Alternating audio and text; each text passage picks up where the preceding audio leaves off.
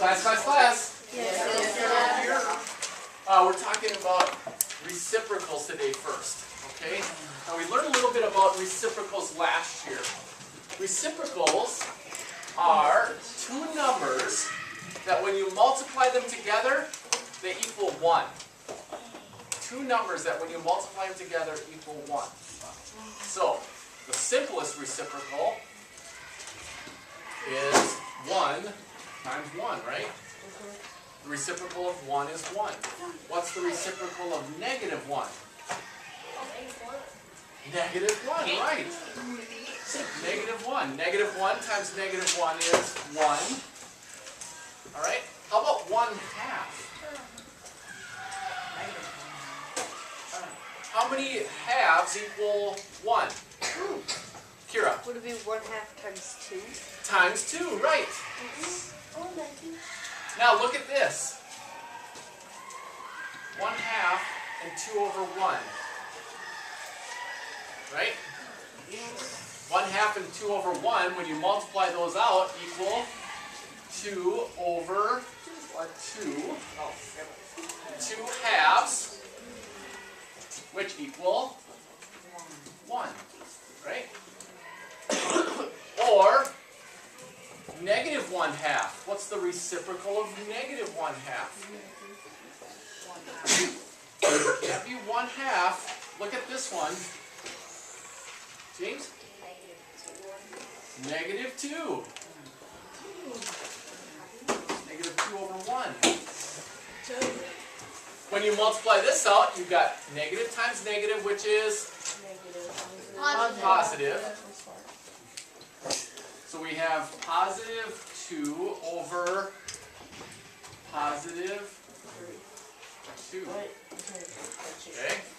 Or negative 2 over negative 2, if we consider this as 1 times negative 2 is negative 2, and 2 times negative 1 is negative 2. What's negative 2 divided by negative 2?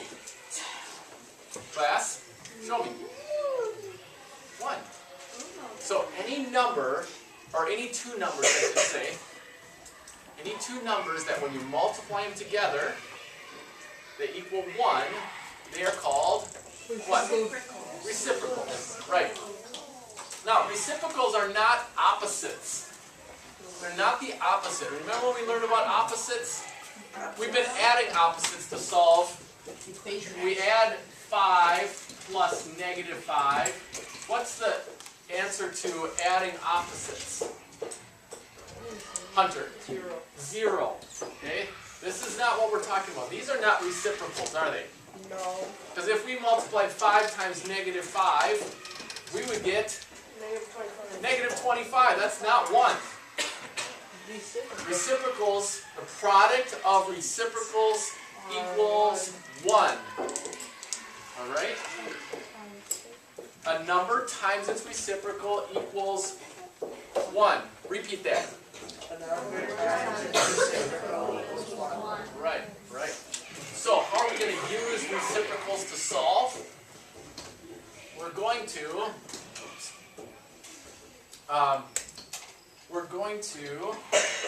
get a problem like this. We're going to have this example. Let's say we have 4 n's that equal 36.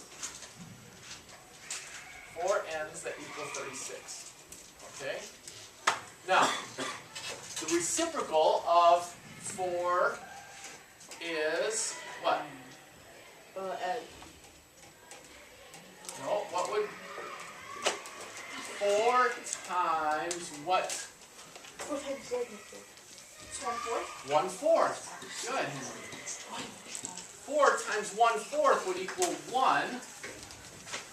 And so, we're going to multiply this by its reciprocal, by 1/4, so that we can get 1 n on this side by itself. Alright? Let me move this over here. Power.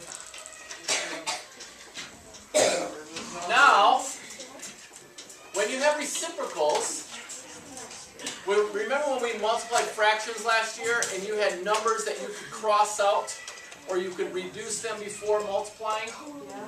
If you have 4 on the top line and 4 on the bottom line, 4 over 4 can be reduced to 1 over 1. So on this side, by multiplying by the reciprocal of 4, we left n all by itself. We've got 1n. 1 times 1 is 1. 1 times 1 is 1. 1n. Oh, I get Okay. it. Now, remember when we solved the other equation, whatever you do on one side of the equation, you have to do on the other side. So if you multiply 1/4 on this side, please copy this example. Oh, If you multiply by 1/4 on that side, you have to multiply by 1/4 on the other side. That's the rule. If you multiply by 2, if you double one side, you have to double the other side. If you divide one side by 2, you have to divide the other side by 2 in order for them to stay equal. but how do you get? Whatever you do on one side of the equation, if you add 2, you have to add 2. If you add -2, you have to add -2 on the other side. If you multiply by 1/4, you have to multiply by 1/4 on the other side.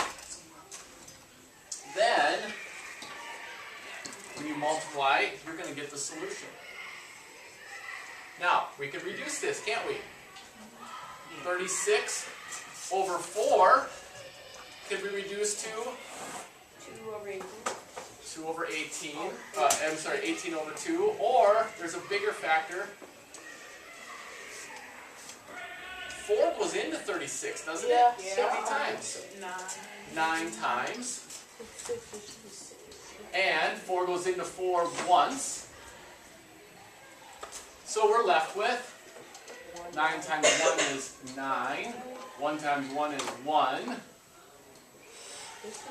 So n is 9. That proves our answer again. N is 9. Okay? So, let's look at this process. The process is to solve by multiplying both sides of the equation by the reciprocal of the coefficient of the variable. Okay? Read that with me. Solve by